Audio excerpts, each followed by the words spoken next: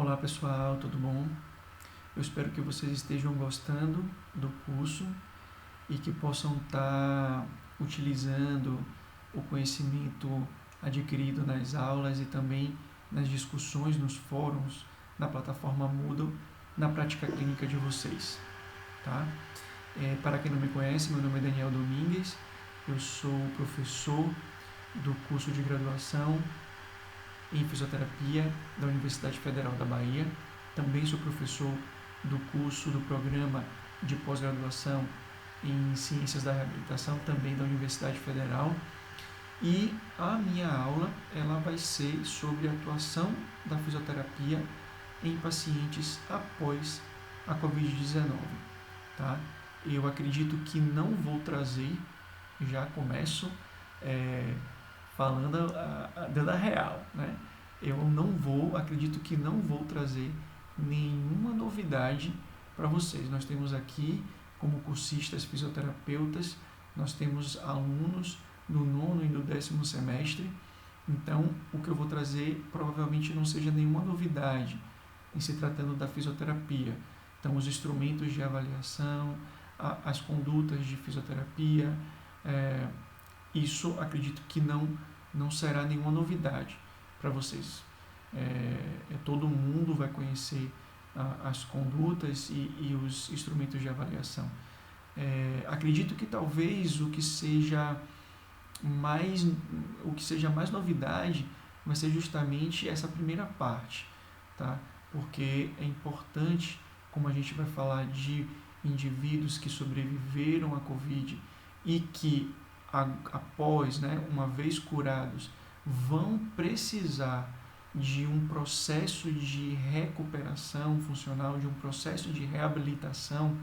Então eu preciso contextualizar, eu preciso mostrar para vocês qual é o perfil, quais são as características clínicas desses indivíduos. Quem sobrevive, né? Quais são as sequelas que esses indivíduos podem apresentar, tá? O que acontece, o que eles podem ter. Então, isso vai nortear a nossa avaliação de fisioterapia, vai nortear na hora de planificar os nossos objetivos e, consequentemente, escolher as nossas condutas. Tá? Então, talvez a primeira parte eu traga alguma coisa mais nova, mas sobre fisioterapia, acredito que não vá trazer nenhuma novidade.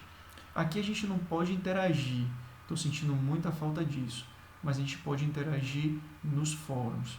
Tá? No final eu vou deixar um caso clínico para que vocês possam estar respondendo, mas nos fóruns a gente pode estar interagindo lá no Moodle.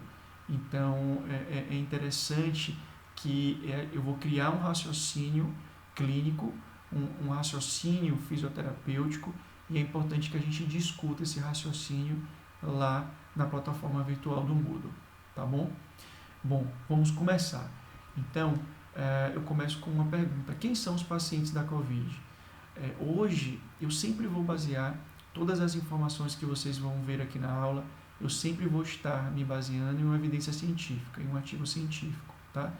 Então, eu sempre vou colocar informações desse artigo, o título, a revista, tá? Às vezes sai também o DOI, mas para justamente que vocês possam estar procurando. Esses artigos estão gratuitos, os artigos estão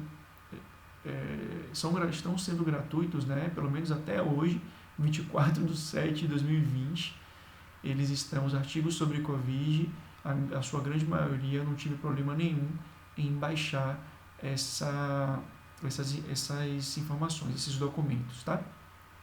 Então, vocês podem estar adquirindo esses artigos. Tá? Se alguém tiver alguma dificuldade, também pode me comentar no Moodle que eu envio, eu posto lá.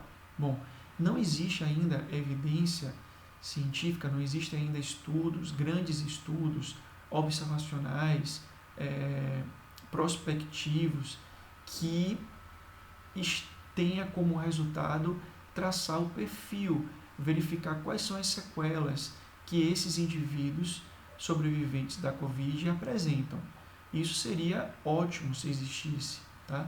Porque aí a gente poderia ter dados importantes que nós utilizaríamos para pensar em uma avaliação e, consequentemente, uns objetivos e umas condutas de fisioterapia. Eu vou trazer para vocês o que existe publicado, tá? E talvez também um pouco da minha experiência, principalmente quando a gente estiver falando sobre instrumento de avaliação.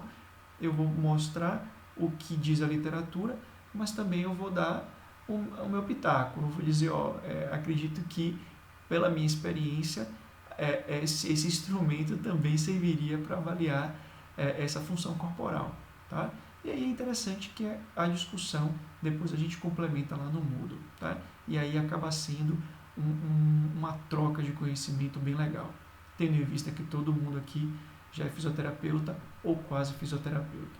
Bom, eu gosto de classificar os indivíduos que se contaminaram, né, que sofreram, que se contaminaram pelo SARS-CoV-2 e que manifestaram a Covid-19 em 3 grandes grupos.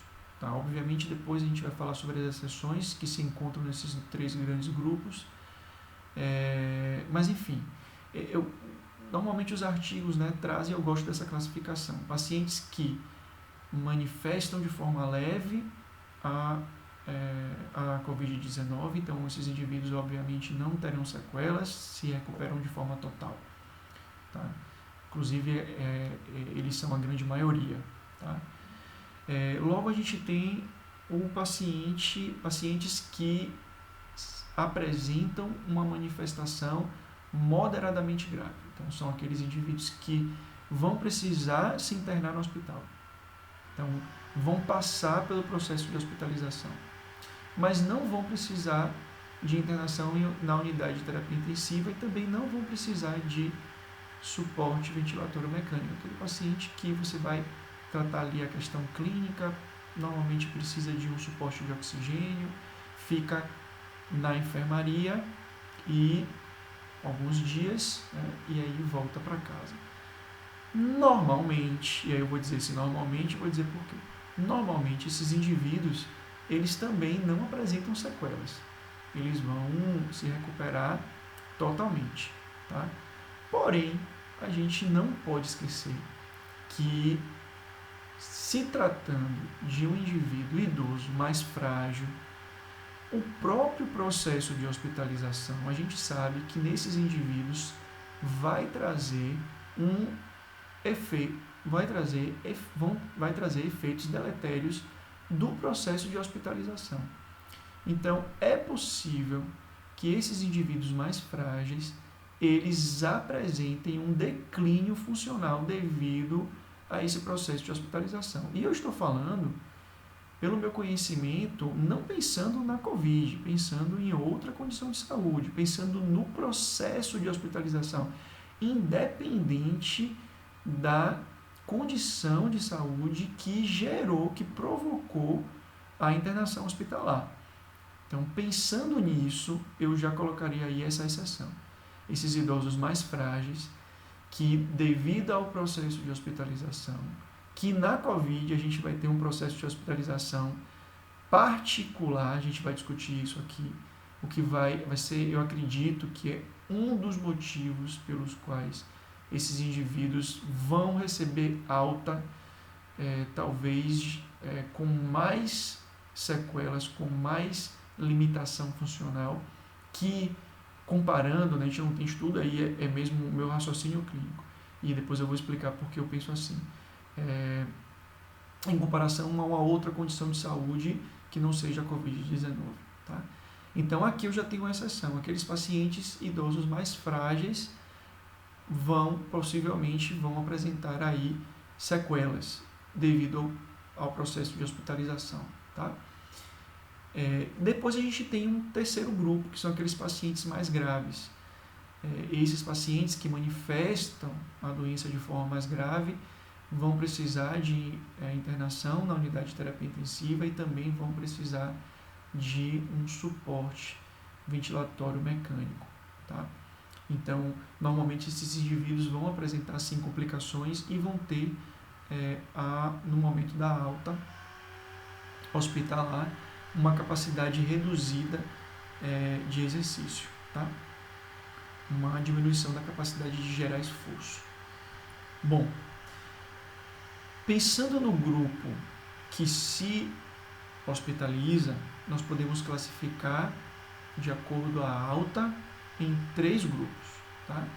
Então, nós temos aqueles indivíduos que vão ter alta domiciliar com verificação clínica programada, ou seja, eles vão testar negativo e são independente funcional, certo? Um segundo grupo, eles vão receber alta e podem ser transferidos para observação em quarentena, tá? A gente sabe, quando eles testam positivo e são independentes a nível funcional. Eles podem fazer uma quarentena em uma outra unidade ou podem fazer também no domicílio, tá? Com relação, e podemos ter também um terceiro grupo, que é aquele paciente que vai receber alta domiciliar com indicação de reabilitação ambulatorial ou reabilitação domiciliar, ou inclusive, não tem aqui, mas já se fala disso, a questão de reabilitação por teleatendimento, ou seja, telereabilitação, tá? Pode ser ambulatorial, telereabilitação ou domiciliar. É indicado, né, a reabilitação, se indica aos pacientes que vão apresentar uma dependência funcional, isso diz a literatura, tá? Uma pontuação inferior a 110 na medida de independência funcional, tá? Então, esses indivíduos que apresentam essa diminuição da capacidade funcional, eles vão ser sim candidatos a passar por um processo de reabilitação pós-alta hospitalar. Bom, e quais são esses indivíduos, né, mais graves, que manifestam a doença de forma mais grave, que precisam, normalmente, de uma internação na unidade de terapia intensiva e precisam também de suporte de ventilação mecânica? Nós sabemos que existe uma boa prevalência, uma alta prevalência, né, de indivíduos adultos e indivíduos jovens, mas ainda existe uma prevalência ainda maior da população idosa. Então, entre os mais graves, nós temos uma prevalência maior de idosos, tá? Então, são os idosos que apresentam a maior proporção de casos graves e críticos, que precisam de internação na UTI e precisam também de suporte de ventilação mecânica, tá? Portanto, não se surpreendam se o paciente que vocês atenderem na prática clínica seja idoso, tá? Porque a gente sabe que existe uma maior proporção, sim, entre os que manifestam a forma mais grave da doença. São os idosos, tá? Bom, são os idosos também que apresentam maiores índices de mortalidade, certo? Então, são os que apresentam a forma mais grave da doença e são os que apresentam a maior prevalência de óbitos, né, de mortalidade. Bom, a que se deve isso? Por que isso? Mudanças fisiológicas do envelhecimento, tá? E aí a gente pensa, né, é normal a gente ver na televisão, inclusive, por que existem indivíduos com mais idade que sobrevivem à Covid e existem indivíduos com menos idade que não sobrevivem, né? Então, quando eu falo de mudanças fisiológicas do envelhecimento, pensando no processo de envelhecimento e não na idade cronológica, né? Isso eu discuto, inclusive, numa das primeiras aulas da graduação, que eu sou professor da disciplina de fisioterapia aplicada à geriatria, né? Saúde do idoso. Então, o envelhecimento, nós temos que pensar que no processo natural do envelhecimento e como aquele indivíduo envelheceu. No envelhecimento não cronológico, mas no envelhecimento real, no envelhecimento fisiológico. Tá? Então, pensar um pouco nisso, que os pacientes vão ser diferentes. Então, tem aquele idoso de 80 anos que envelheceu muito bem, né? Teve um processo de envelhecimento muito bom. Bom, então, comorbidades. Tá? Então, principalmente as comorbidades cardíacas e pulmonares, né? A diabetes e a demência também. Então, essas comorbidades, obviamente, quanto mais comorbidades, maior chance de manifestar a forma mais grave e crítica da Covid-19. Tá? Por isso que nós temos uma maior prevalência entre os idosos, porque são os idosos que apresentam um maior número de comorbidades. Tá? E a questão da polifarmácia. Por isso que é importante a gente menos medicamento. Às vezes menos é mais, né? Então aqui menos medicamento é mais, porque já se sabe que o fato da polifarmácia está aí, tem uma relação entre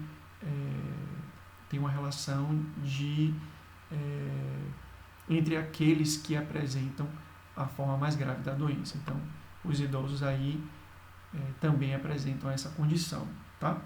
Então, evitar tomar medicamento que a gente não sabe se vai servir, que não foi comprovado, não foi testado cientificamente de que de fato serve para a Covid, tá? Bom, pensando na questão dos idosos, né, a gente falando bastante nesse assunto, é interessante a gente pensar nessa classificação de Moraes. Pensar, inclusive, é uma classificação utilizada no CREASE, que é o Centro de Referência Estadual de Atenção à Saúde do Idoso, aqui de Salvador. E eu acredito que é interessante porque a gente pode estar utilizando isso na nossa prática clínica e pensar, né, ajuda a pensar no processo de envelhecimento também e deixar um pouco de lado a questão da idade e pensar na fragilidade como em outras características, tá? Então, essa classificação de Moraes, ela classifica a fragilidade de 1 a 10, né, como está aqui esse gráfico. Então, 1, 2 e 3 são considerados aqueles idosos robustos, segundo ao nível de fragilidade. Então, 1, por exemplo, aqueles idosos independentes para as atividades instrumentais e básicas da vida diária e sem comorbidades. Provavelmente esse idoso aqui, ele não, se a gente for pensar no grupão, né, a não ser que eles sejam exceção, que pode ser que existam, né, e vão existir. Vão existir, inclusive, indivíduos jovens sem comorbidades também, precisando, né, de passar por um processo de reabilitação após a Covid. Tá? É uma exceção aquele grande grupo. Então, esse seria o idoso classificado com nível de fragilidade 1. O 2 são aqueles idosos independentes para as atividades instrumentais e básicas da vida diária, sem comorbidades, mas com alguma condição crônica de saúde, hipertensão ou dislipidemia, por exemplo. O 3 seriam aqueles idosos independentes para as atividades instrumentais e básicas, com alguma doença crônica não transmissível, isolada e de baixa complexidade. Então, a gente já tem aqui, precisa ter uma condição, uma doença crônica não transmissível, já é o nível 3. O nível 4 e 5 são aqueles idosos que a gente chama de pré-frágil, ou com risco de se tornar frágil, né? Com risco de se tornar frágil. Então, o 4 são aqueles idosos independentes para as atividades instrumentais e básicas da vida diária, com uma ou mais doença crônica não transmissíveis. E os 5 são aqueles idosos com declínio apenas a nível de participação social. Tá? Então a gente classifica entre 4 e 5, são aqueles pré-frágeis. E os frágeis, seriam a classificação, né, 6, 7, 8 e 9. Os 6 seriam idosos com declínio parcial nas atividades instrumentais, a gente já tem um declínio funcional, já tem limitação funcional para as instrumentais. Os idosos, os 7 seriam idosos com declínio total nas atividades instrumentais da vida diária. Então, eles já são dependentes, né, totais nas instrumentais, não realizam as instrumentais. O 8, declínio total nas instrumentais e leve nas básicas, então a gente já tem um declínio leve nas básicas. O 9, um declínio parcial nas básicas. E um 10 seria um declínio total, tanto nas básicas como nas instrumentais. Isso é interessante, essa classificação, eu gosto bastante, porque você pode, inclusive, classificar o seu paciente. O seu paciente, a nível de fragilidade, qual a classificação que você daria? Então, se você sabe que ele está na linha aqui do 6 até o 10, já é um idoso frágil. Então, é um idoso que a gente tem que ter uma visão mais especial, tem que estar atento a outras questões e pensar de forma interdisciplinar. Em todos os idosos, né? Mas nesses mais frágeis a gente tem que ter uma atenção, um cuidado maior, tá? Bom, outra pergunta, então, o que acontece com os pacientes e como o vírus afetou seu corpo? Tá? Então, a gente tem que pensar na extensão de comprometimento, né, de ataque, e a gravidade desses ataques. Tá? Bom,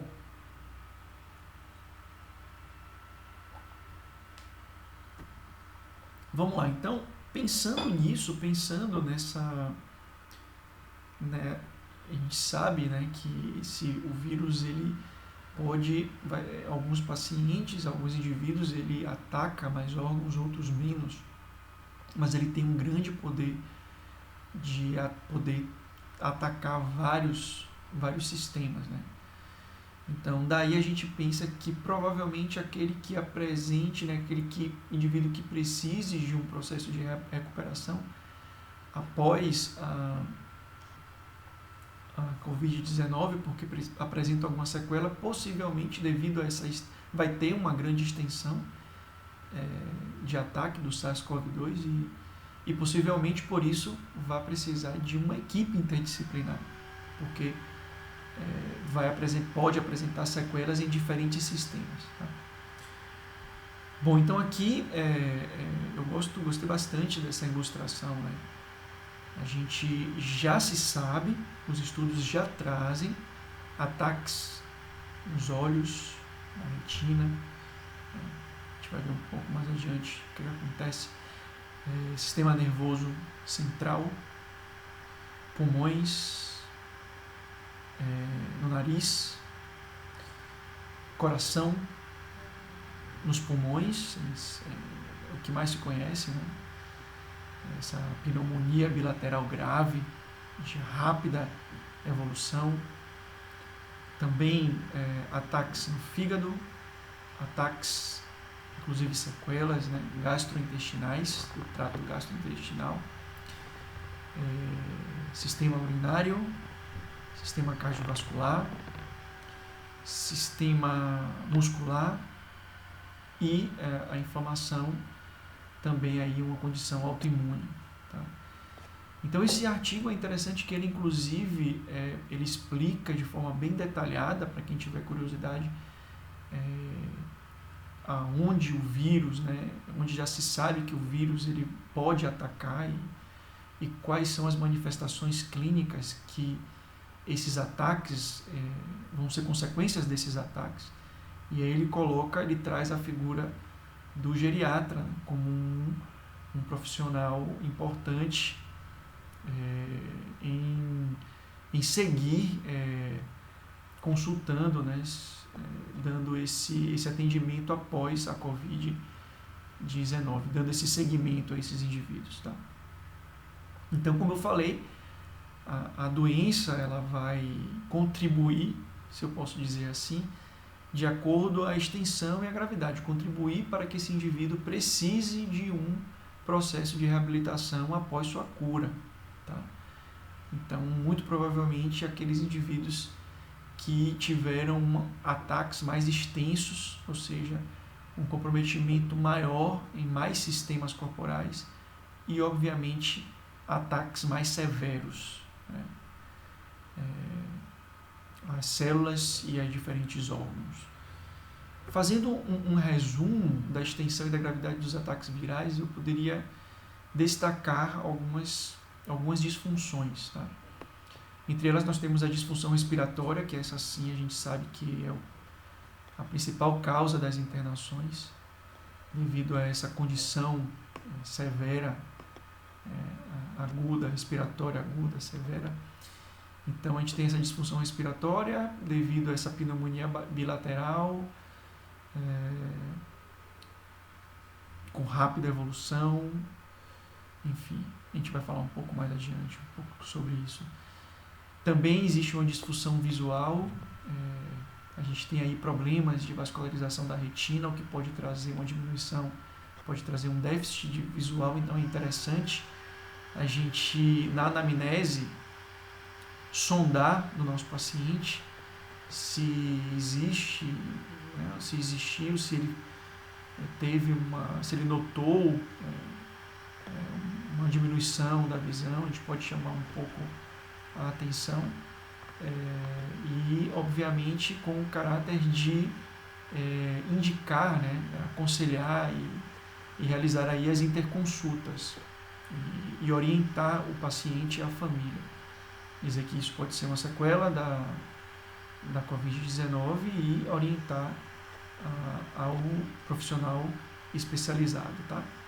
A mesma questão da disfunção nasal, olfativa e gustativa. Então nós temos aí, podemos encontrar uma obstrução nasal e a disosmia e a disiosia também pode aparecer. Disfunção neurológica. Então a gente sabe que esse vírus, o SARS-CoV-2, ele pode apresentar aí ataques ao sistema nervoso central. E esses indivíduos eles podem apresentar tontura, cefaleia, problemas de cognição, alterações em funções cognitivas. Inclusive já existem relatos de casos de doença cerebrovascular aguda, também quadros de ataxia e convulsão. Quando a gente também pode atacar o sistema nervoso periférico. Então, quando a gente pensa em um ataque do sistema nervoso periférico, também pode provocar aí a questão do paladar, alterações, como eu já falei, né, do olfato, da visão e também nevralgias. Tá? Disfunção do gastrointestinal, também aí a gente pode encontrar anorexia, diarreias, vômito, náusea, dor abdominal, inclusive algum sangramento. Então tudo isso é importante a gente saber, porque deve estar na nossa anamnese. Tá? Então na nossa anamnese a gente tem que sondar se o paciente teve alguma dessas complicações, tá? E se teve, se essas complicações ainda se persistem, para orientar esses indivíduos a buscar um profissional especializado. Isso é um importante objetivo do fisioterapeuta. Tá? Bom, a disfunção cardiovascular. E aí é acredito que para nós, uma das complicações mais importantes, né? A disfunção cardiovascular. O vírus, a gente não se sabe ainda, né? Inclusive eu vou mostrar um artigo depois que fala de forma específica sobre essa questão da disfunção cardiovascular. Não se sabe se o vírus ele exacerba uma doença cardíaca vascular, tá? Pré-existente, ou se causas novas anormalidades. Por isso a precaução, e por isso que muitos especialistas falam da questão de medicamentos que se sabe, como a hidroxicloroquina e a cloroquina, que se sabe que pode levar a problemas cardiovasculares, e tendo em vista que nós estamos, né, diante de um vírus que pode gerar ataques ao sistema cardiovascular. Então, por isso, essa cautela, né, que deve se ter quando se prescreve ou essa ou outra ou outro medicamento, tá? Tendo em vista essas questões que ainda não se sabe ao certo o que se trata, mas se sabe sim que esse vírus pode gerar ataques ao sistema cardiovascular, tá bom? Então, o que não se é demonstrado de fato que pode ajudar, não se deve ser prescrito. Vamos respeitar a ciência, né? Bom, aqui a gente tem, né, esse artigo que eu falei para vocês que traz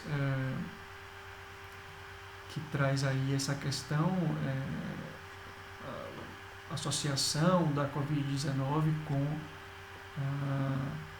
a questão de transtornos, né, cardiovasculares. Então, ele traz que o SARS-CoV-2, de fato, além da pneumonia viral, existem outras manifestações extrapulmonares adicionais que a gente já viu, e complicações importantes. E aí eu trago, entre as mais importantes, essa lesão miocárdica aguda pode gerar arritmia ou insuficiência cardíaca.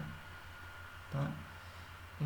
Levar em consideração a presença de uma lesão cardíaca prévia e também a questão das comorbidades associadas. Então, como nós vamos receber esse paciente pós a Covid-19, e como um dos objetivos vai ser melhorar essa capacidade de esforço, vamos ser responsáveis, né? A gente tem que saber, né? A gente tem que ter conhecimento dessa questão cardiovascular. Então, é importante uma boa avaliação e sempre trabalhar a nível submáximo. Na verdade, sempre trabalhar, a gente vai falar de forma mais específica sobre isso mais adiante, mas já aproveito para lembrar que a fisioterapia o ideal, né, é que seja uma intensidade leve a moderada. Se você for trabalhar com altas intensidades, aí a gente vai precisar de um teste de esforço, vai precisar de um acompanhamento de um cardiologista em uma liberação, tá? Vamos ser cautelosos, tá? Principalmente porque nós sabemos que o SARS-CoV-2 ele pode provocar lesões a nível do sistema cardiovascular e também é bem provável que esses indivíduos sejam indivíduos idosos. E já sendo idosos, a alta intensidade ela deve ser, segundo a Associação Americana do Coração e o Colégio Americano de Medicina do Esporte, sendo idoso, e se você quiser trabalhar com alta intensidade, ele precisa ter exames, né, uma prova de esforço, para poder você realizar esse tipo de treino com segurança, tá? Mas vamos falar disso um pouco mais adiante. Bom, então não podemos negligenciar, né?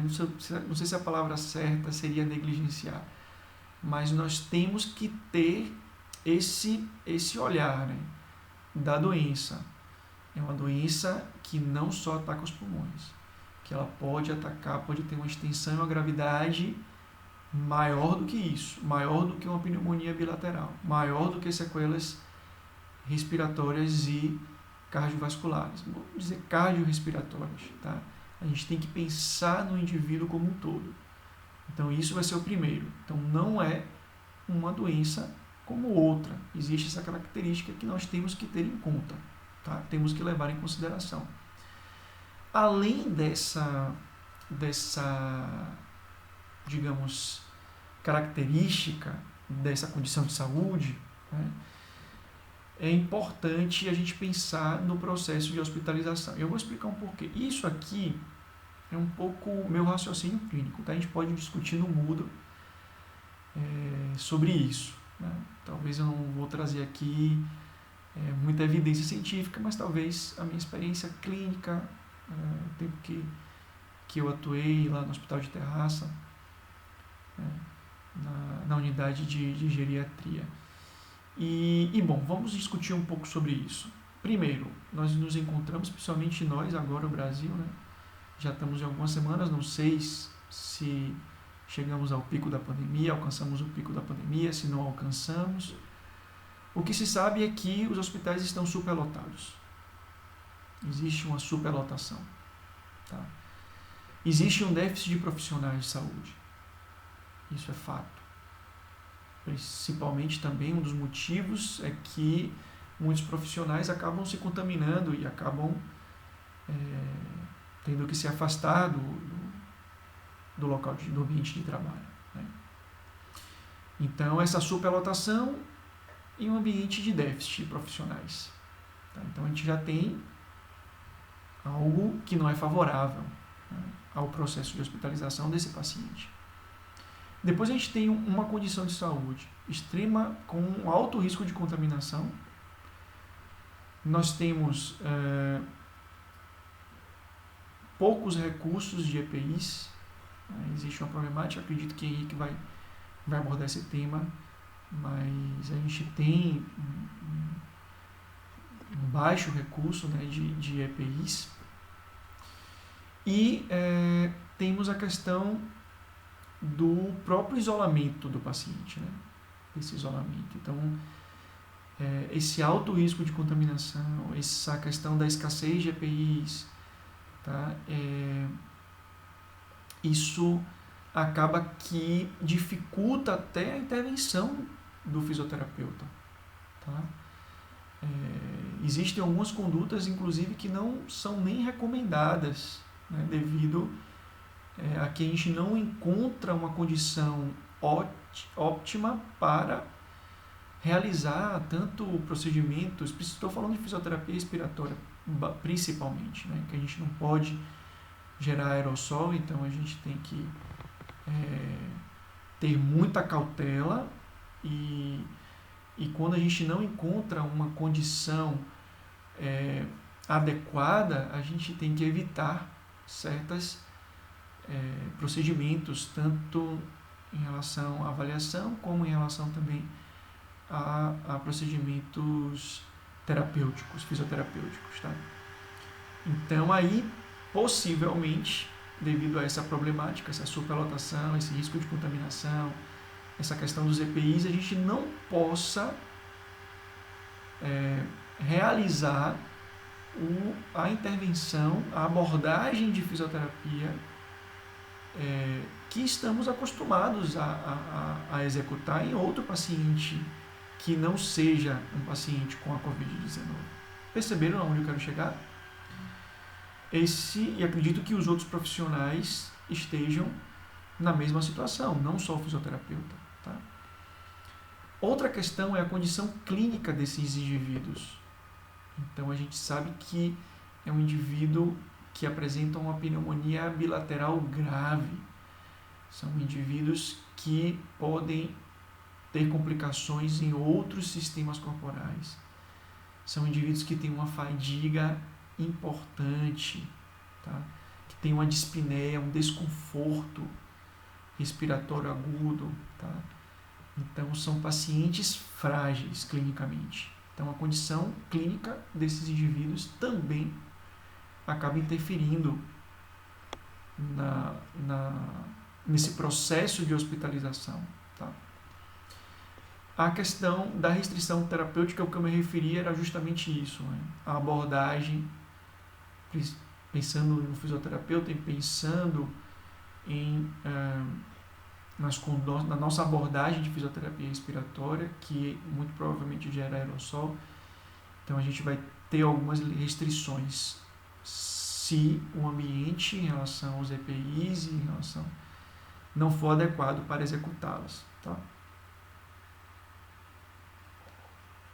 E para aqueles pacientes que tiveram que ser internados nas unidades de terapia intensiva, vão apresentar a síndrome pós-terapia intensiva. Tá? Então, esse é o processo de hospitalização. Então, também vai ser responsável pelas sequelas da Covid-19. Não só a Covid, mas todo esse processo. Tá? Então, basicamente, aí, uma média de hospitalização de 35 a 40 dias dos casos mais graves e críticos. Tá? Obviamente a gente tem casos de muito mais, né? De até 3 meses. Mas, enfim. Então, ter em conta isso, a necessidade dos mais graves de uso de ventilação mecânica de ventilação mecânica invasiva, tá? E toda essa condição do processo de hospitalização, todas essas dificuldades vão gerar aí problemas e sequelas que a gente vai encontrar no paciente que vai precisar de um processo de reabilitação após a Covid-19. Eu trouxe um artigo que não é específico, é de 2018, a gente não tinha Covid ainda, que não é específico de Covid, mas ele fala da síndrome pós-terapia, intensiva. Tá?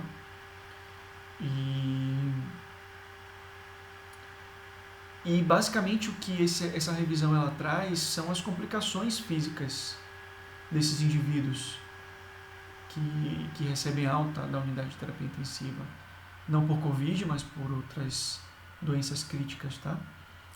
Então, essas complicações, esse artigo traz que essas complicações podem durar 70%, né, dos pacientes apresentam essas complicações físicas que duram aproximadamente 1 ano após alta da unidade. A gente tem déficit de força muscular, déficit da função pulmonar, o paciente apresentador, apresenta uma diminuição da capacidade de marcha, apresenta limitações nas atividades, tanto básicas como instrumentais da vida diária. Pacientes podem apresentar alteração de função cognitiva, também vão apresentar aí problemas de saúde mental, depressão, ansiedade. Então, tudo isso esses indivíduos podem apresentar. E, claro, ele vai chegar, os indivíduos mais críticos, são aqueles que, de fato, vão precisar de reabilitação pós a Covid. A gente tem que ter em conta tudo isso. A gente tem que ter em consideração tudo isso. Vai ser um paciente interdisciplinar, tá? Candidato a receber um tratamento interdisciplinar. Bom, com relação aos instrumentos, no teste de caminhada de 6 minutos, esses indivíduos que vão apresentar a síndrome pós-terapia intensiva, vão apresentar, após 3 meses, ainda apresentam vão alcançar 55% a 80% do teste de caminhada em 6 minutos do que se lhe era previsto. Então vai ter um déficit aí importante, né? Após 6 meses ainda vão alcançar aí 58% a 85% do que se lhe era previsto no teste. E a 12 meses depois, ou seja, 1 ano depois, esses indivíduos eles vão apresentar aí vão alcançar 63% a 80% do que se lhe era previsto. Tá? Então, a gente vai ter limitação na capacidade, na aptidão cardiorrespiratória desses indivíduos e podemos encontrar aí alterações na aptidão cardiorrespiratória até 1 ano depois. Tá? Com relação às atividades instrumentais da vida diária, após meses ou até anos, 69% dos indivíduos com essa síndrome vão ter limitações nas atividades instrumentais. E com relação às básicas também a gente tem indivíduos, né, que vão apresentar aí uma diminuição, 35% desses indivíduos apresentam depois de meses e anos alterações, limitações nas atividades básicas da vida diária também. Um dado interessante é que 80% desses pacientes reingressam, eles retornam ao hospital por algum outro motivo e 1/3 retornam no primeiro mês. Interessante a gente estudar isso, né? Em pacientes com Covid-19. Então, esses estudos que estão sendo feitos agora, que eu mencionei logo no início, né? Esses estudos observacionais prospectivos, eles vão estar, os estudos de coorte, né? Eles vão estar verificando justamente isso, né? Se esses indivíduos que receberam alta da Covid, os que manifestaram a forma mais grave da doença, se eles tiveram reingressos, né? Se eles reingressaram, e se foi no primeiro mês, né? Em que mês foi? Ok? Mais um motivo aí para a reabilitação, da importância do processo de reabilitação para esses indivíduos que sofrem, né? Que estão sofrendo da síndrome pós-cuidados intensivos provocada pela Covid-19. Bom, as principais sequelas, a disfunção pulmonar, então, não se sabe ainda, né, ao certo, mas provavelmente esses indivíduos cursarão aí com a fibrose pulmonar, será uma das complicações respiratórias, uma das sequelas respiratórias importantes, e que será um dos objetivos da fisioterapia respiratória no pós-Covid. Redução da tolerância ao exercício, diminuição da capacidade de esforço, da aptidão cardiorrespiratória e problemas psicológicos, né? A questão da saúde mental. Essas são as principais sequelas. E aí eu já estou me referindo a uma revisão de estudos transversais, né? Sobre a Covid-19, pacientes de Covid-19. As principais sequelas serão essas, né? Essa disfunção pulmonar, a questão da aptidão cardiorrespiratória e a saúde mental, tá? Bom, com relação à disfunção respiratória, vale a pena dizer que vai ser uma de natureza restritiva. A gente tem a redução de algumas variáveis, né? Então a gente tem aí a diminuição da capacidade de difusão de monóxido de carbono, também da capacidade vital e da capacidade pulmonar total. A gente tem a presença da infiltração parenquimatosa causada pela infecção, né? E a gente pode conseguir observar uma diminuição da capacidade de difusão de monóxido de carbono.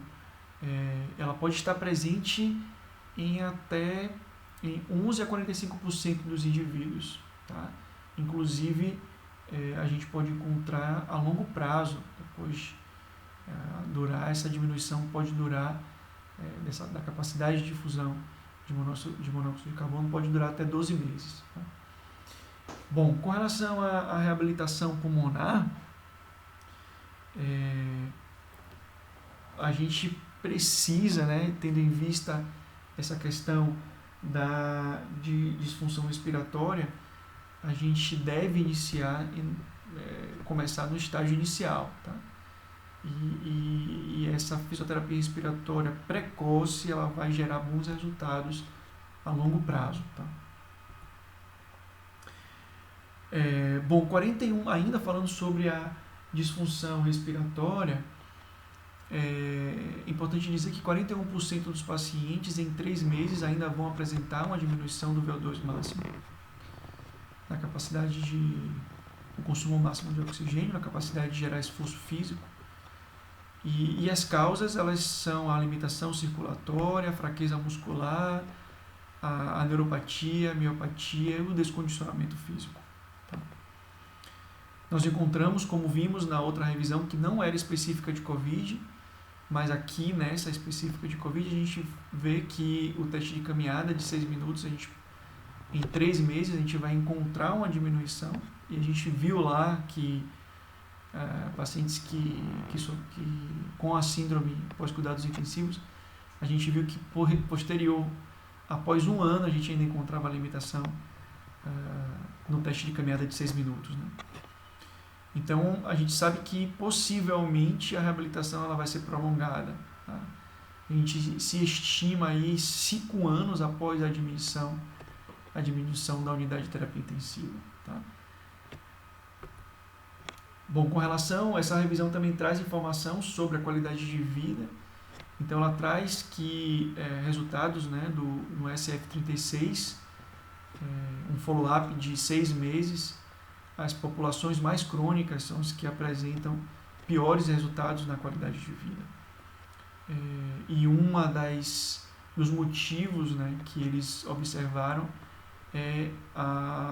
que associada a essa diminuição da qualidade de vida é a questão da participação social. Tá? Então, restrições na participação social é o grande, talvez a grande causa aí dessa redução da qualidade de vida desses indivíduos. E a fadiga também, eles trazem que a fadiga é relatada em pelo menos 1/3 dos pacientes. Então é um sintoma muito importante. A fadiga, a dispneia são sintomas muito importantes para nós fisioterapeutas e é onde nós vamos ter que focar os nossos objetivos e nossas condutas. Tá? Também distúrbios da dor. Foi bastante relatado entre os pacientes com Covid-19, tá? No pós. Bom, então, resumindo, essa primeira parte é o que eu gostaria de trazer aqui para discussão, é justamente essa questão da senescência e senilidade, a questão do processo de envelhecimento, tá? O que eu falei anteriormente, é importante saber o processo, é importante saber como esse indivíduo envelheceu, quais são as comorbidades que esse indivíduo ele apresenta, tá? Não pensar muito na idade, embora a idade seja uma questão também que anda aí em paralelo com a fragilidade, mas lembrem-se de que, poxa, porque tem gente com 80, 90, 100 anos que sobrevive e outros mais jovens que não sobrevivem. Então, se estamos diante de indivíduos idosos, pensar naquela classificação de fragilidade que eu coloquei, que varia de 1 até o 10. Acredito que aí vai ajudar para a gente pensar, poxa, qual o nível de fragilidade desse indivíduo, né? Pensando no processo do envelhecimento. Eu acho que vai dar uma informação mais interessante. Tá? Bom, também pensar nessa questão da extensão e na gravidade dos ataques do vírus SARS-CoV-2. Tá? Então, um vírus que pode apresentar uma extensão a outros sistemas corporais, temos que estar atentos na nossa avaliação, e também a gravidade dos ataques. Então, pensar na doença em si, o que traz, o que proporciona essa doença, tá? De diferente das demais doenças críticas. E pensar no processo de hospitalização, na problemática, pensar que esse indivíduo não teve a oportunidade de receber um tratamento, talvez, de forma mais adequada, devido aos problemas da superlotação, a escassez de profissionais, a questão da alta contaminação, os EPIs, as condições, né, que não são favoráveis a muitas das técnicas de fisioterapia respiratória e de outros profissionais também. Então, pensar um pouco nisso. Pensar que são indivíduos que, os mais graves, eles tiveram que receber o suporte ventilatório mecânico, tiveram que ser internados na unidade de terapia intensiva, apresentaram aí, cursaram, né, com a pneumonia grave, bilateral, tá? E pensar nesse processo de hospitalização. Então, visto isso, podemos pensar aí em indivíduos que vão apresentar sequelas, disfunções cardiorrespiratórias, uma fibrose pulmonar, pensar em um indivíduo com fadiga, com déficit na aptidão cardiorrespiratória, com sintomatologia também relacionada à saúde mental, à ansiedade, à depressão, tá? E pensando nisso, vamos agora abordar, né, o que temos que avaliar. A nossa avaliação avaliação de fisioterapia. Quais são os instrumentos? O que a gente deve avaliar? Qual é o caminho? O que a gente deve fazer? Então vamos... E aí, depois que a gente discutir essa questão da avaliação, vamos para as condutas terapêuticas. Tá? Bom, então, avaliação de fisioterapia do paciente após a Covid-19, uma abordagem interdisciplinar. Então, pelo que eu já falei até aqui, até o momento, é indiscutível que esses indivíduos, os mais graves, vão precisar de uma abordagem interdisciplinar, isso é fato. Bom, antes de começar, de fato, a discutir um pouco a questão da avaliação fisioterapêutica, vale a pena levar em consideração que esses indivíduos apresentaram febre de forma prolongada, dor, tiveram momentos de dificuldade de respirar, exaustão, sentimentos de desespero, desesperança e depressão. Aqueles que se internaram na unidade de terapia intensiva tiveram medo de morrer. Durante o processo de hospitalização, foram forçados a ficar isolados, a viver isolados, por causa do risco biológico, por um longo e intenso período. Passaram horas e dias sozinhos, então tiveram sofrimento e sentimentos de solidão. Após a alta, alguns tiveram sentimento de ser praga e medo de ser contagioso e apresentaram sintomas depressivos. Então, não é qualquer paciente, tá? Então, isso é fato, certo? E aí nesse slide, nessas informações, a gente vê isso. Não vai ser um paciente como o outro, tá? É um paciente com características específicas, tá? Bom, então, na anamnese, a gente precisa saber como o paciente está, saber quais são as suas queixas e saber o que mudou na vida dele após a Covid-19. Verificar quais foram os sistemas atacados pelo vírus. Então, é importante a gente ter aquele quadro e aí a gente ir sondando se esses indivíduos tiveram outros sistemas corporais atacados e se tiveram sintomatologia e se essa sintomatologia ainda se encontra no momento, né? Então, se o paciente apresentou e se apresenta disfunções em outros sistemas, tá? Não focar apenas na questão da disfunção respiratória e aptidão cardiorrespiratória.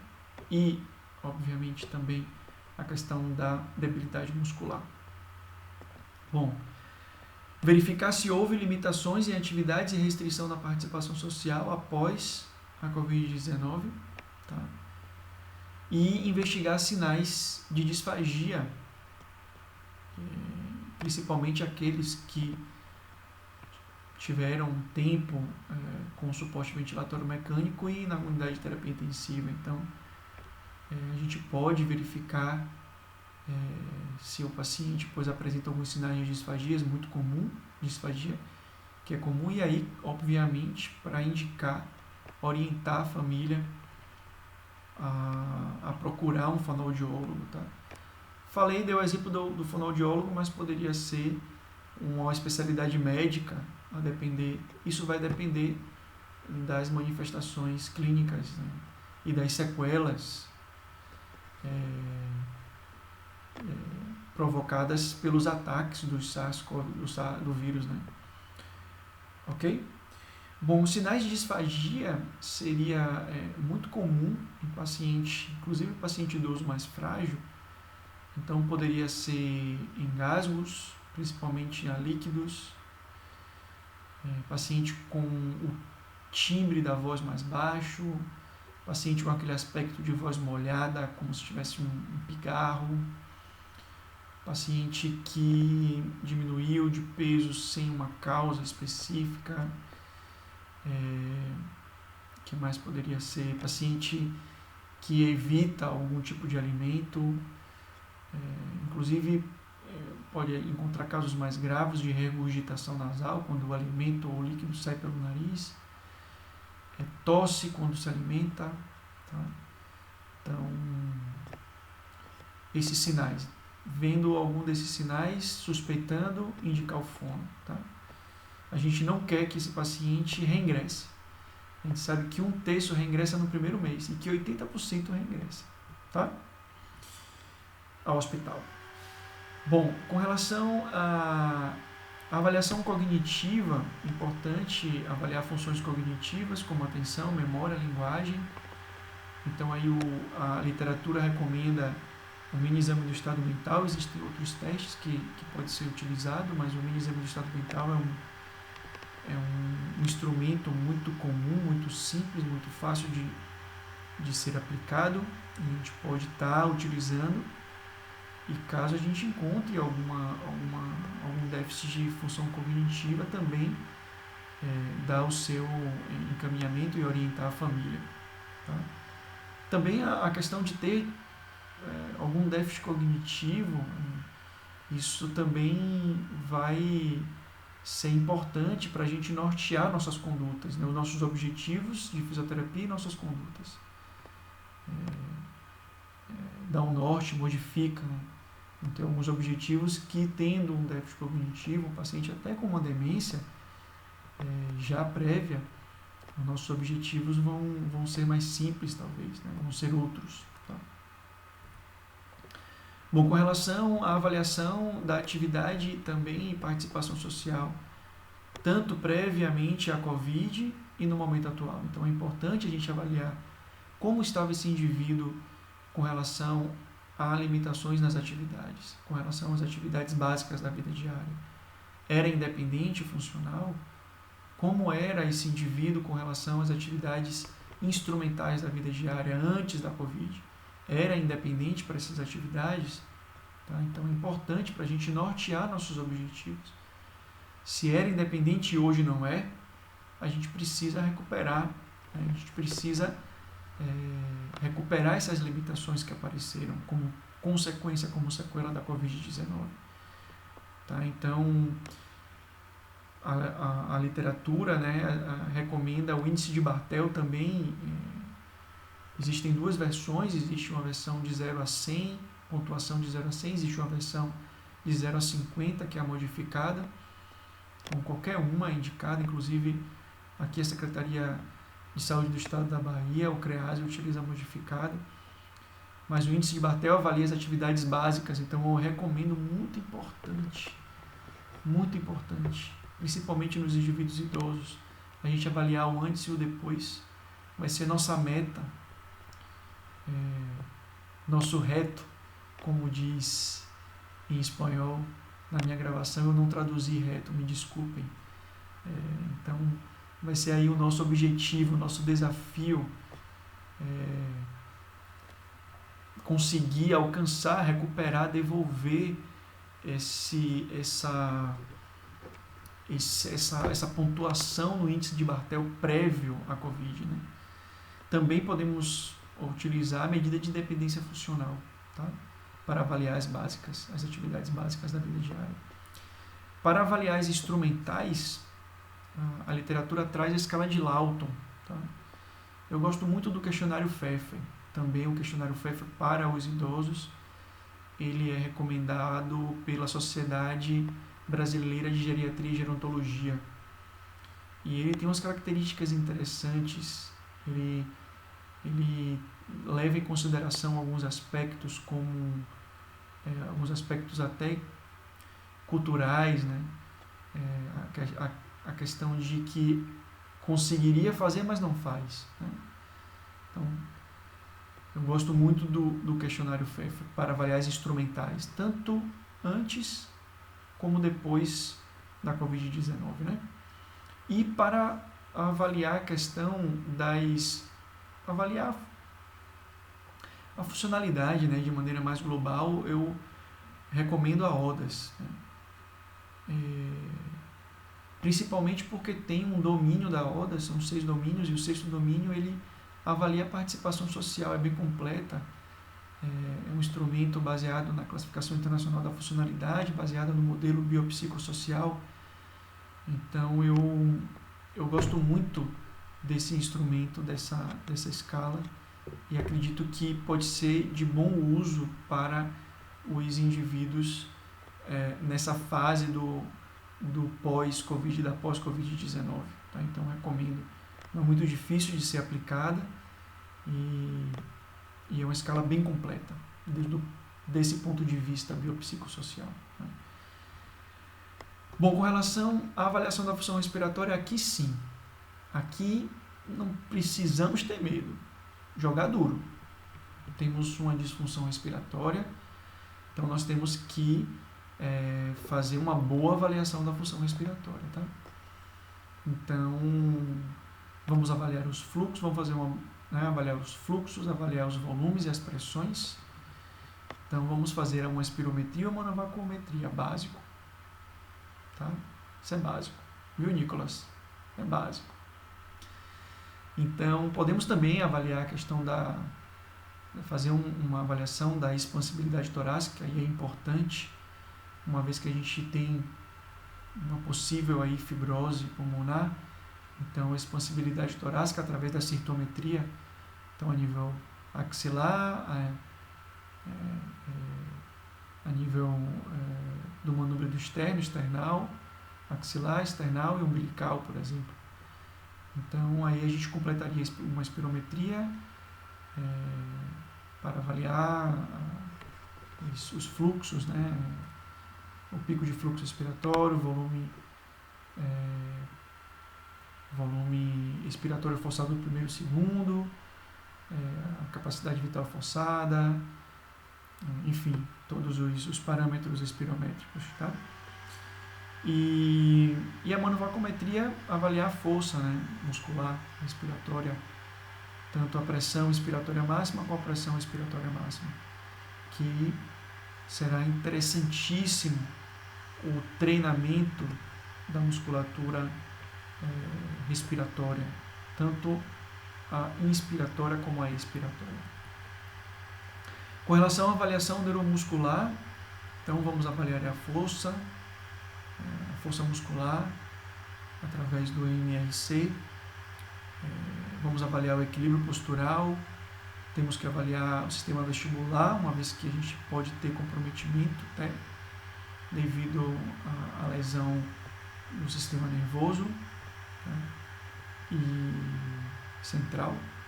Avaliar a marcha, então a força pelo MRC, né, pelo teste de força manual. Utilizar o hand grip é interessante porque é fácil. Se alguém tiver esse instrumento, eu acho que seria bem interessante, principalmente para aqueles fisioterapeutas que vão atender esses pacientes em casa. Então é um instrumento fácil de levar, obviamente tomando todos os cuidados para a desinfecção de um paciente para o outro. Então é bem interessante porque você tem, de acordo com os resultados, a gente pode ter aí uma projeção, né, com relação à força de forma geral do paciente. O teste de levantar e sentar, e aí eu particularmente gosto mais do teste de levantar e sentar, que você pede para o paciente levantar e sentar 5 vezes e calcula o tempo, eu acho mais objetivo.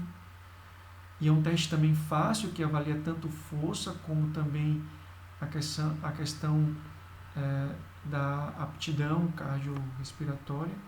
Nós temos aí também o teste de levantar e sentar de 30 segundos. A gente pede para o paciente levantar e sentar da cadeira em 30 segundos e calcula o número de vezes que ele executa o movimento. Né? Então pode ser as duas formas. Tá? Bom, avaliar o equilíbrio, podemos utilizar a escala de Berg, podemos usar o teste Time Up and Go, E também, se for um paciente mais frágil, um paciente ali com nível de fragilidade entre 8, 9, 10, né? 7, 8, 9, 10. Podemos até utilizar o TINET, né, para avaliar a marcha. Tem parte do TINET equilíbrio, TINET marcha. Então, seriam as escalas recomendadas para avaliar o equilíbrio postural. Bom, para avaliar a marcha, o índice da marcha dinâmica, o DGI. É interessante o DGI porque, inclusive, devido ao teste, né, às orientações, aos comandos que a gente dá no teste para o paciente, a gente vai estar avaliando marcha e também o sistema vestibular, porque tem muito movimento de cabeça, giro, né, aceleração e desaceleração. É interessante também, porque além da marcha vai estar avaliando também o sistema vestibular. E o Short Physical Performance Battery, que aí acaba avaliando tanto o equilíbrio como a força e como o condicionamento, né, como a velocidade da marcha. Eu não estou explicando esses testes, porque como eu traduzi a aula de Monte Serra Grau, e aqui eu já quero aproveitar o momento e agradecer muito a contribuição dela, meus colegas também, professores do curso, pediram para que eu agradecesse a ela, e estou fazendo isso aqui publicamente. Então, como ela já descreveu brilhantemente, eu estou apenas citando aí como uma das avaliações de fisioterapia no pós, vai ser muito importante. Que vocês não façam todos, né? Vai depender do serviço de fisioterapia, se vocês encontrarem esses pacientes a nível ambulatorial, vai depender se vocês vão estar atendendo esses pacientes a nível domiciliar. A gente sabe que vão ter pacientes com recursos, né, de moradia mais vulneráveis, condição social mais vulnerável, então a gente precisa utilizar aquilo que de fato seja possível ser utilizado de acordo com as limitações que nós pudermos encontrar, tá? Nós sabemos que vão ter locais onde vamos ter mais facilitadores, tá? Outros que a gente vai ter menos facilitadores, a gente vai ter que adaptar e utilizar aquele recurso, aquele instrumento de avaliação ideal para também as condições que podemos encontrar de vulnerabilidade social, tá? Questão de moradia e tal. Bom, com relação à avaliação cardiovascular, então seria interessante que esses indivíduos tivessem em mãos, né, um ecocardiograma, uma ecocardiografia transtorácica completa, para explorar os efeitos da infecção no coração, e tendo em vista que nós vamos tratar e vamos reabilitar, vamos realizar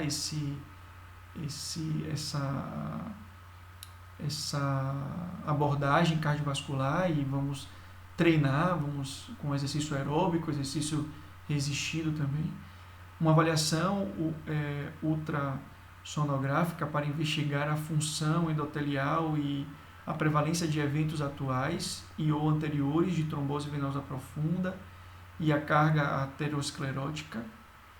Também capacidade de esforço.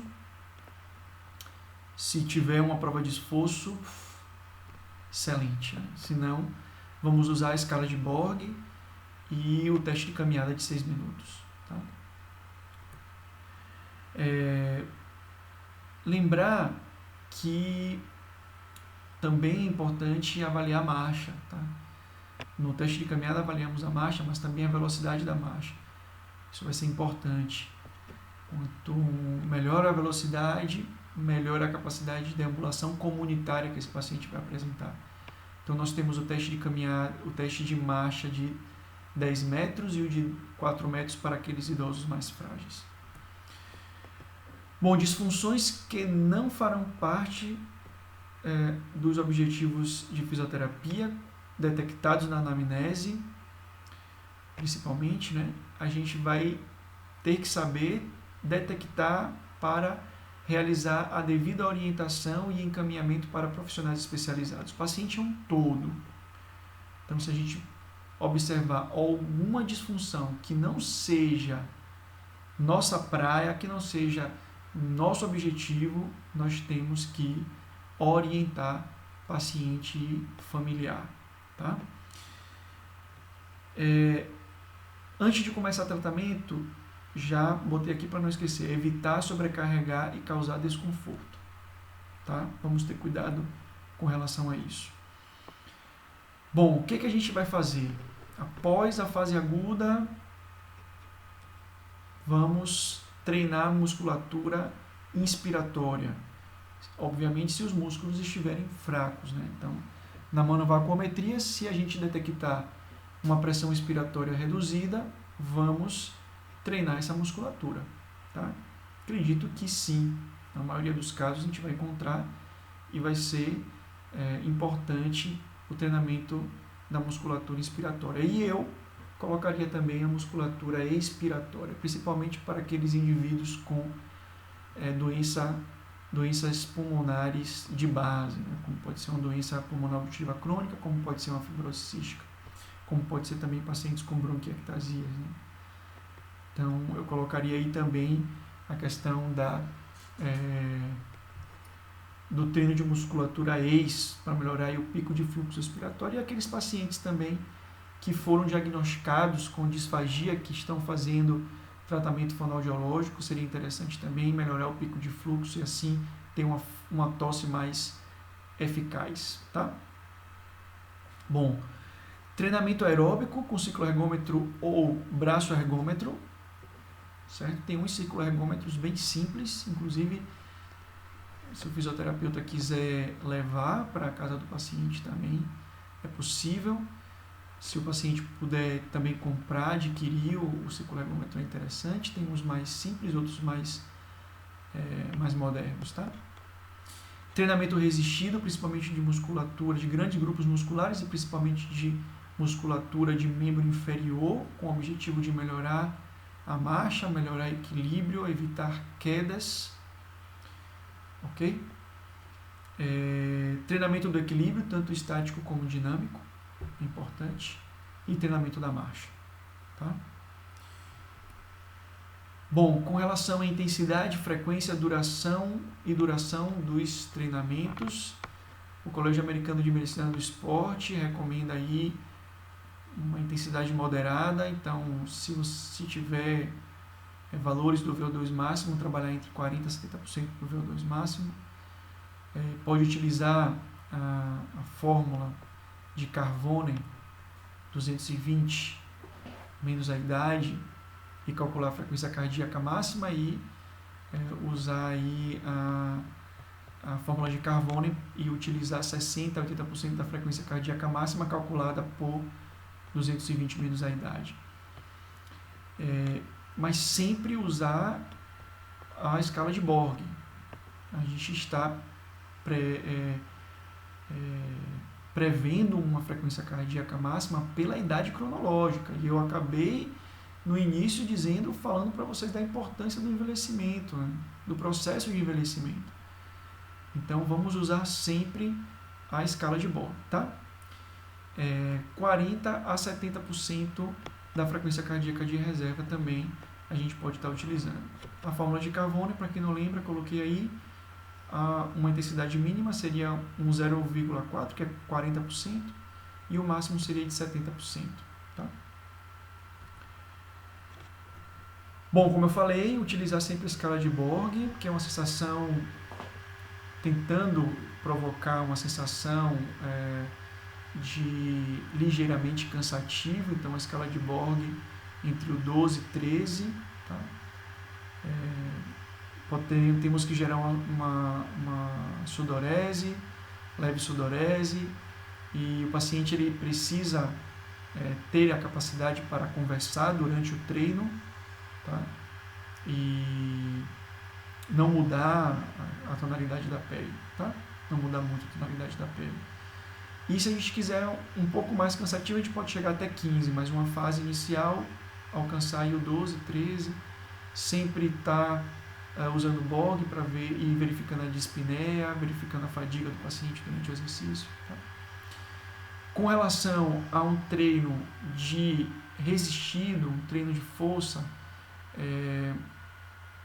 permitir ao menos 12 a 15 repetições em cada série, utilizar 1, 2 ou até 3 séries.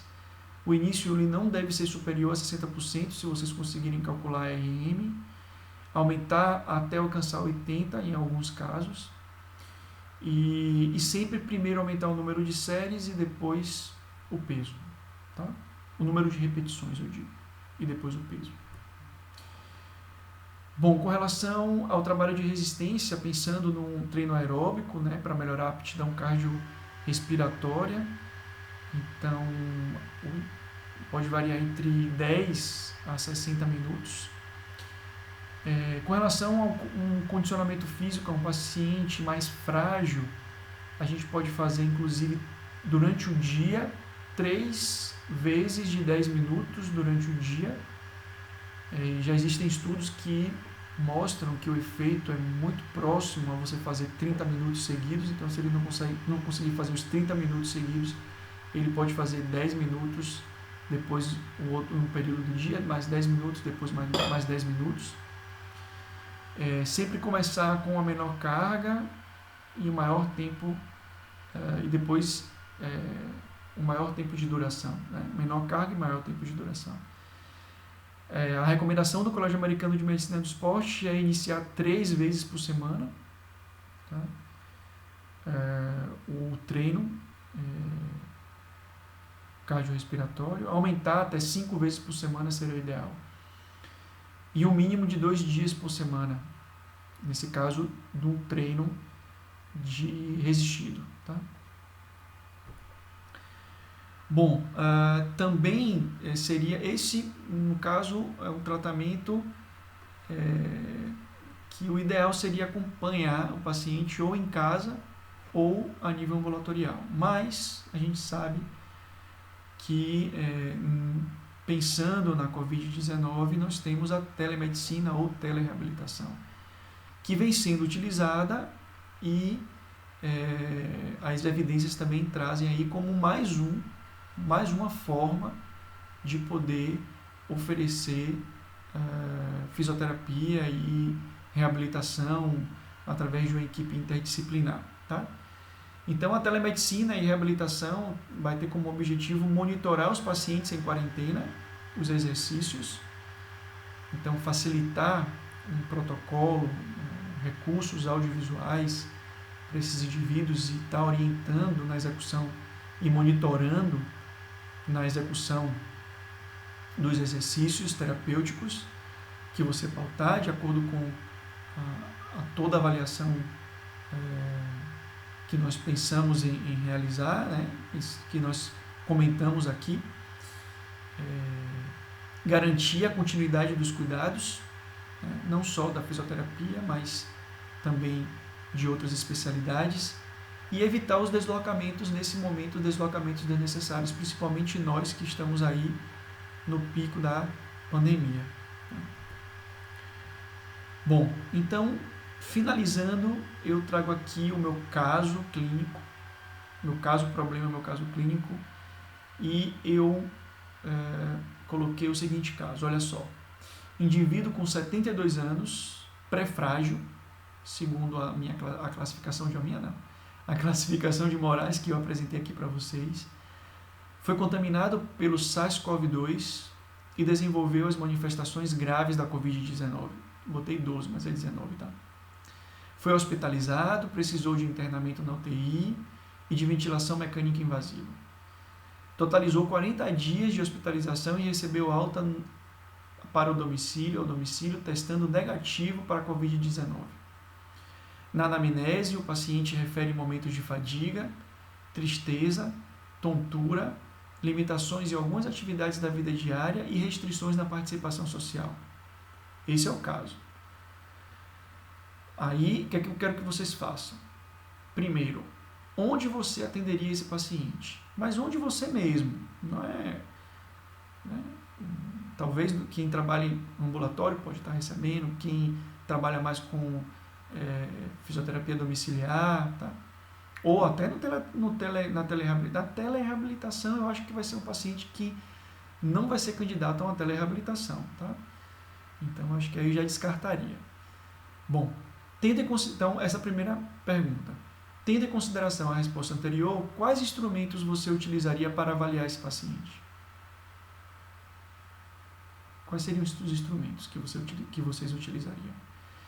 E depois, para finalizar, crie os resultados para os instrumentos de avaliação que você escolheu na pergunta anterior e descreva um plano de tratamento para esse paciente. Beleza? Agora eu quero um plano detalhado. O que vocês de fato fariam? Não quero aquelas respostas de aluno de graduação, treino aeróbico, treino resistido, que não fala nada, né? Fala, quer dizer, resumo, tipo esquema. Eu quero que vocês tentem um raciocínio clínico, de acordo com o que a gente discutiu aqui. Tá bom? Bom, aí, erro de slide, eu repeti, né? Bom, gente, então é isso. Eu espero que eu tenha contribuído para a formação de vocês. É uma aula, senti muita falta da presença, da discussão. Quem foi meu aluno sabe que eu gosto dessa conversa, dessa interação, acho importante, eu aprendo com vocês, mas eu vou deixar para a gente fazer isso nos fóruns, pelo menos eu com o meu grupo, tá? Então, é isso. Sem mais, eu espero que vocês aí ainda aproveitem as próximas aulas do curso e espero que o curso, de forma geral, tenha ajudado, tenha contribuído para a formação, conhecimento de vocês e para que vocês possam estar podendo utilizar todas essas informações, esse conhecimento adquirido na prática clínica de vocês, tá bom? Então, desejo a todos um excelente fim de curso, que já está no final, né? Um abração.